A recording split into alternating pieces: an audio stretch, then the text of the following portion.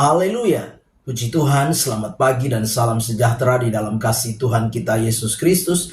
Kita patut bersyukur kepada Tuhan kalau pagi hari ini kita boleh lagi dipertemukan oleh Tuhan di dalam keadaan yang baik, keadaan yang sehat dan diberkati Tuhan.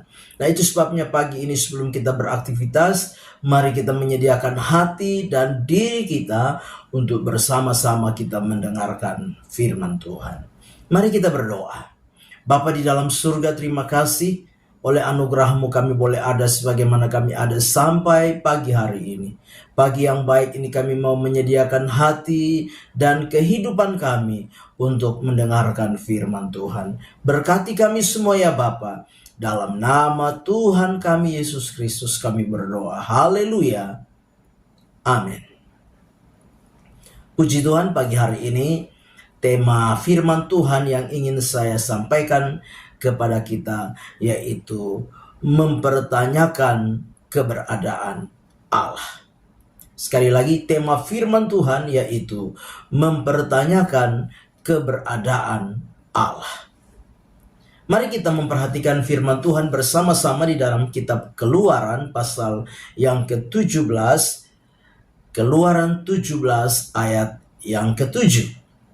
Demikian firman Tuhan, dinamailah tempat itu Masa dan Meriba oleh karena orang Israel telah bertengkar dan oleh karena mereka telah mencobai Tuhan dengan mengatakan, adakah Tuhan di tengah-tengah kita atau tidak?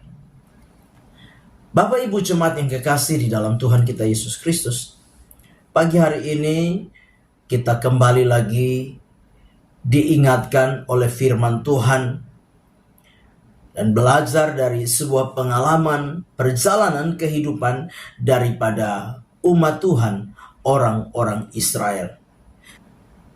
Nah, Bapak Ibu yang kekasih di dalam Tuhan kita Yesus Kristus, dari pelajaran ini kita belajar hal yang pertama bahwa masalah dan persoalan yang Tuhan izinkan dalam hidup kita untuk Tuhan melihat sejauh mana iman kita kepadanya. Sekali lagi, masalah dan persoalan yang Tuhan izinkan dalam hidup kita tujuannya untuk Tuhan melihat sejauh mana iman kita kepada Tuhan. Keadaan yang baik, keadaan yang lancar, keadaan yang dimana segala sesuatu yang kita harapkan dan inginkan bisa kita nikmati, kadangkala membuat kita lupa kepada Tuhan. Ada masa-masa di mana Tuhan mengizinkan kita menghadapi sebuah realita, kesulitan dan kesukaran di dalam hidup ini untuk kita belajar mempercayai Tuhan di dalam hidup ini. Keadaan yang sukar, keadaan yang sulit bukan berarti tidak ada Tuhan. Bukan berarti Tuhan tidak peduli. Bukan berarti Tuhan itu tidak mengasihi, menyayangi umatnya ketika ada masalah dan persoalan. Sebenarnya yang harus menjadi sebuah pola pikir dan paradigma di dalam hidup kita bahwa masalah, persoalan, pergumulan, kesulitan yang kita alami, tentunya Tuhan punya tujuan untuk apa? Untuk membawa kita untuk percaya dan beriman sungguh kepada Tuhan. Percaya ketika masalah terjadi, percaya ketika pergumulan ada, percaya ketika ada tantangan dan kesulitan. Itu hal yang luar biasa. Percaya ketika segala sesuatu berjalan dengan baik. Itu hal yang biasa. Semua orang bisa melakukan itu.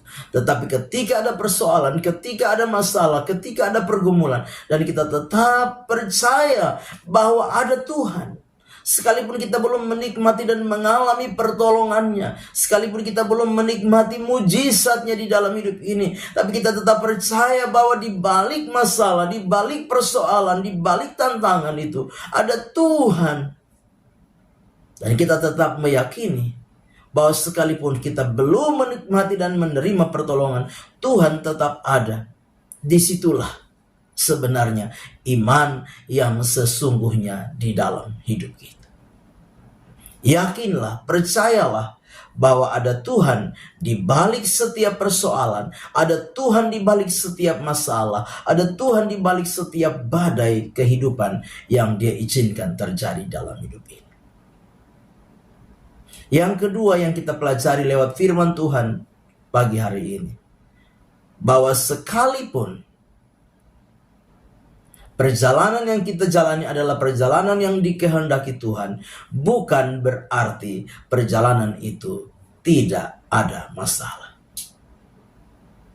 Bapak Ibu jemaat yang kekasih, kadang-kala paradigma dan pola pikir kita bahwa kalau kita ikut Tuhan, sungguh-sungguh dengan Tuhan, maka masalah itu akan beres, masalah itu akan selesai. Belum tentu. Ikut Tuhan, percaya kepada Tuhan, sungguh-sungguh kepada Tuhan, pun masih akan ada banyak hal yang terjadi dalam hidup kita. Untuk menyadarkan kepada setiap kehidupan kita apa? Kita ini sebenarnya memerlukan dan membutuhkan Tuhan di dalam hidup kita. Masalah, persoalan, pergumulan yang terjadi membuktikan kepada setiap kita bahwa kita tidak akan mampu menyelesaikan setiap pergumulan dan persoalan, masalah di dalam hidup ini kalau bukan Tuhan yang menolong kita. Kita terbatas.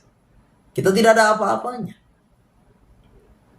Hanya Tuhan yang mampu menolong setiap kehidupan kita. Itu sebabnya dalam perjalanan hidup ini, sekalipun ada masalah, ada persoalan dan pergumulan, sekalipun perjalanan ini Tuhan kehendaki kita ikuti dan jalani, tetapi di balik perjalanan ini ada kesukaran-kesukaran yang kita alami. Tuhan mengajar setiap kehidupan kita untuk apa?